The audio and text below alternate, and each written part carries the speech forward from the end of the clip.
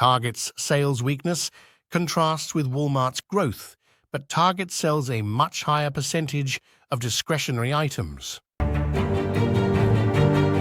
Federal Reserve Governor Christopher Waller said a continued softening in data over the next 3 to 5 months would allow the central bank to consider lowering borrowing costs at the end of 2024.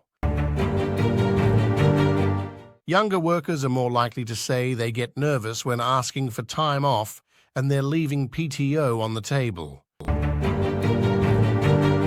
U.S. stock futures slipped Wednesday as investors looked ahead to the widely anticipated release of Nvidia's latest earnings report. Co-founder Ilya Sutskever's super alignment team was supposed to get 20% of the company's computing budget. Instead, its requests for compute were repeatedly rejected, sources say. Walmart opened its first neighborhood market store in 1998.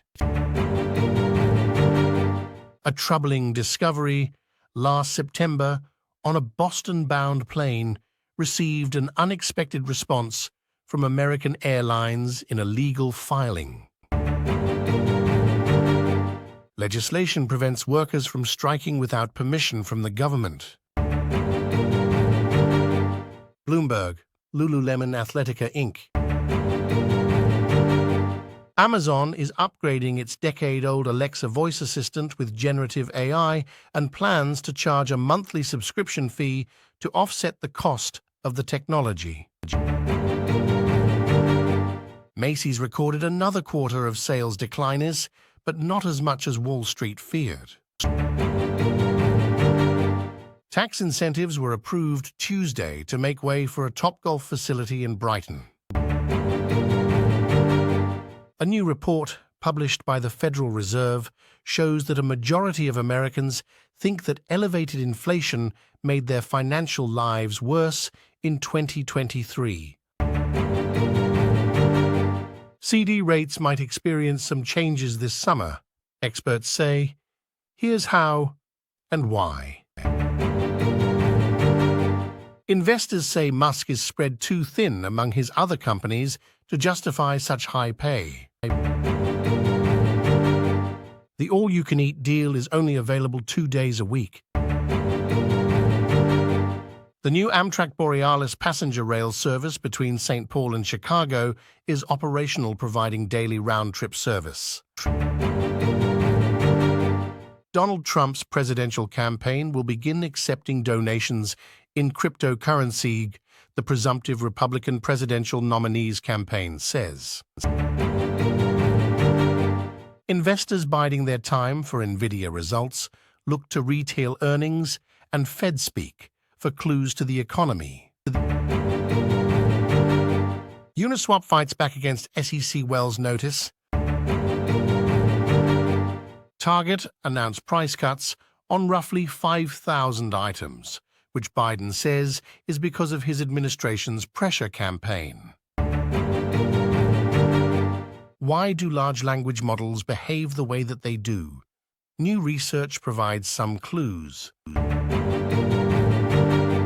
Comcast announced a new streaming bundle called StreamSaver that will feature a standard Netflix subscription with ADS-ish, Apple TV Plus, and Peacock Premium for $15 per month. Retail traders could be shifting away from meme stocks to several other stocks seeing strong interest on Wall Street bets. It's a rather quiet session on Tuesday, with major U.S. averages trading around the flat line at midday trading in New York. More fast food chains and discount retailers are cutting prices as inflation-fatigued customers balk at high prices, hurting sales. RFK Jr. is the independent challenger to President Joe Biden and former President Donald Trump in the November election. Here's what could happen next to Palo Alto Networks shares. Nestle is launching a line of food products tailored to people using weight loss medication in an effort to capitalize on a market expected to reach $30 billion in the next 6 years. More than 70 million Americans receive benefits from the Social Security Administration in the U.S.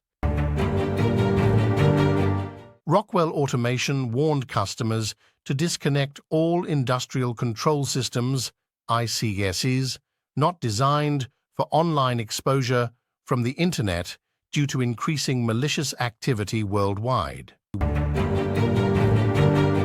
Spirit Airlines becomes the latest U.S. carrier to eliminate change and cancellation fees as it reports a loss in its first quarter results.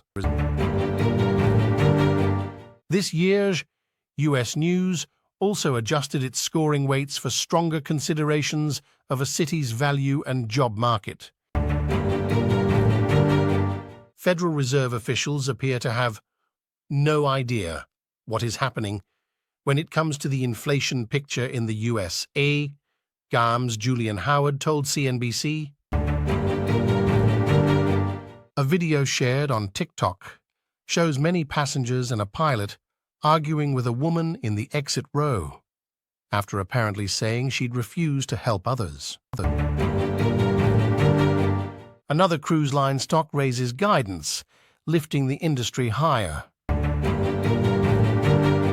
SEC Chair Gary Gensler pushed back against the Fit 21 bill hours ahead of a planned vote. Noland Arbor is the first to get Elon Musk's brain device. The 30-year-old speaks to Wired about what it's like to use a computer with his mind and gain a new sense of independence. It's not enough for Boeing to fix the 737 MAX program. To remain competitive against Airbus, the plane maker needs to make a big bet on a new jet.